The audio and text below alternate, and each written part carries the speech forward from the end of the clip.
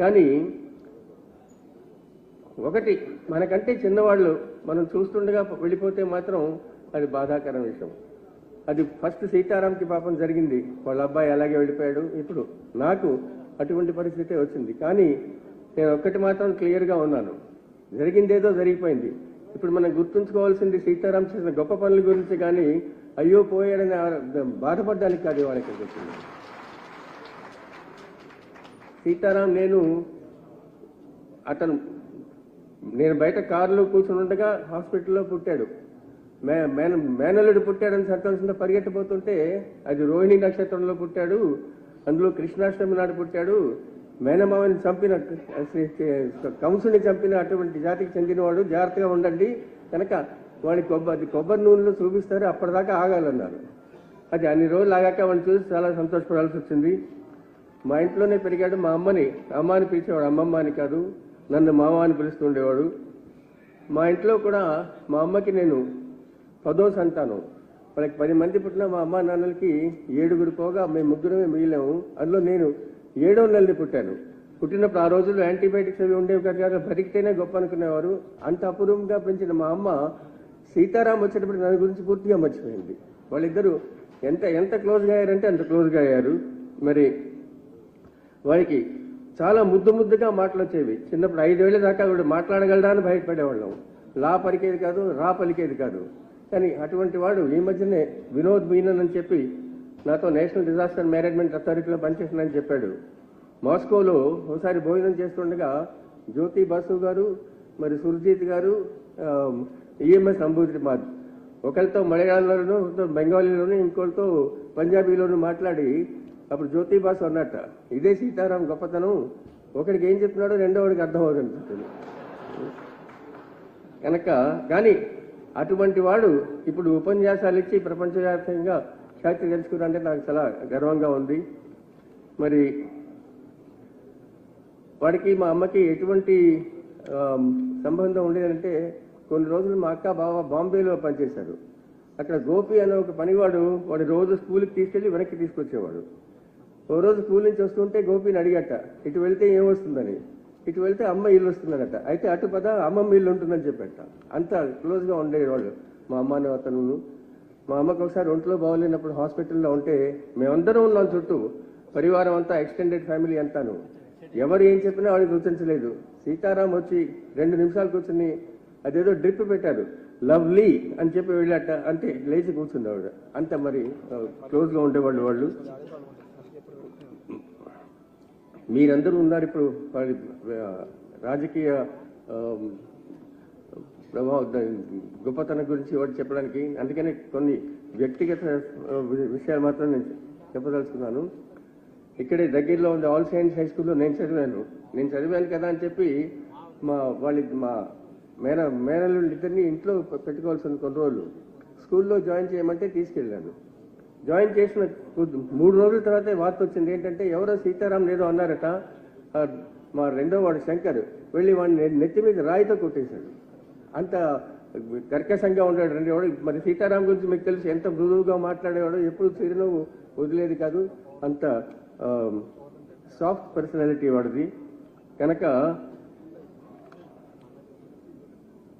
ఓ రోజు సుందరయ్య గారు, పుచ్చలపల్లి సుందరయ్య గారు, నేను కృష్ణా జిల్లాలో కలెక్టర్గా ఉండగా ఆయన ఎమ్మెల్యే గన్నవరంలో, ఓ రోజంతా ఆయన కాన్స్టిట్యున్సీలో తిరిగాను.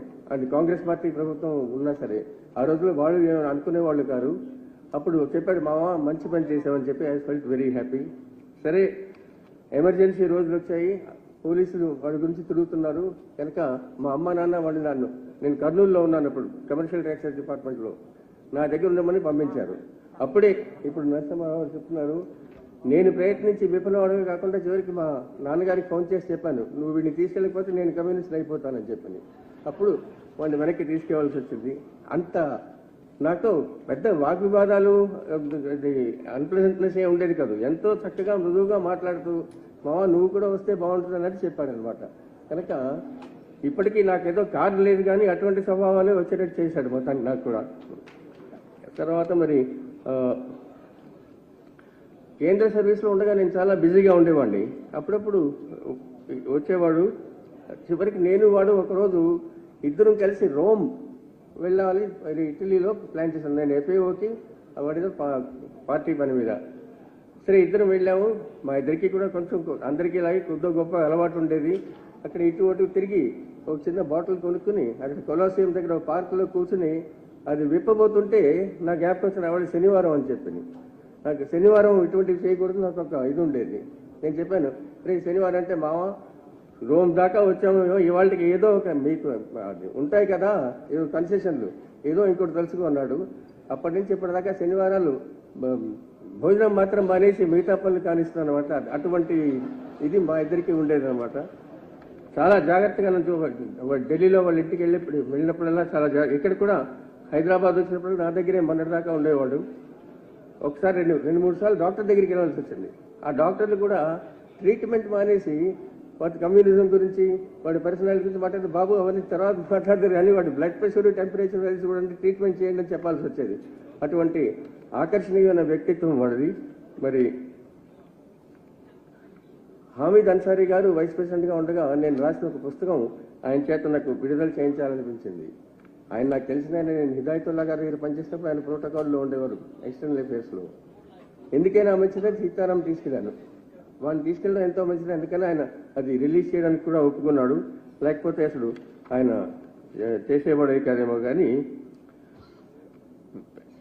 చాలా విచిత్రమైన విషయం ఏంటంటే ఎంతో చాదస్తంగా 5 రోజులు ఉపనయనం చేశారు సీతారాంకి వాళ్ళ తాతగారింట్లో కాకినాడలో. 5 రోజులు అన్ని రకాల రిచువల్స్ పెట్టి ఉపనయనం చేశారు. అది అయిందనిపించుకున్న 10 రోజుల్లోనే వాడు కమ్యూనిస్ట్ పార్టీలో జాయిన్ అయిపోయింది అనమాట. తర్వాత ఇప్పుడు నేను మీతో అన్నది చివరిగా చెప్పాల్సింది ఏంటంటే, గత పోయిన రోజు నుంచి అస్సలు తీరిక లేకుండా ఎడతెరిపి లేకుండా 24 hours a day మరి నాకు వెంకయ్య నాయుడు గారి దగ్గర నుంచి మరి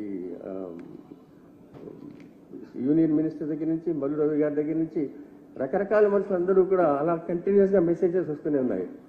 నాకు ఇంకా జ్ఞాపకం, ఆ మధ్యన ఇంటికి వచ్చినప్పుడు వెళ్ళిపోతూ పొద్దున్నే పెసరట్టు ఉప్మా అల్ల పచ్చడితో తిని కాఫీ తాగి ఒక సిగరెట్ వెలిగించి పైరేసి వెళ్ళొస్తానని చెప్పి వెళ్ళాడు. నేను అదే గుర్తుంచుకొని చాలా బాగుంది ఈ ఫోటోని వాడి మంచి గుణాలని గుర్తుంచుకొని వెళ్ళిపోయాడన్న బాధ కంటే అటువంటి పనులు చేసే దృఢ నిశ్చయంతో మనం బయలుదేరాలని నా ఆశ. Thank you.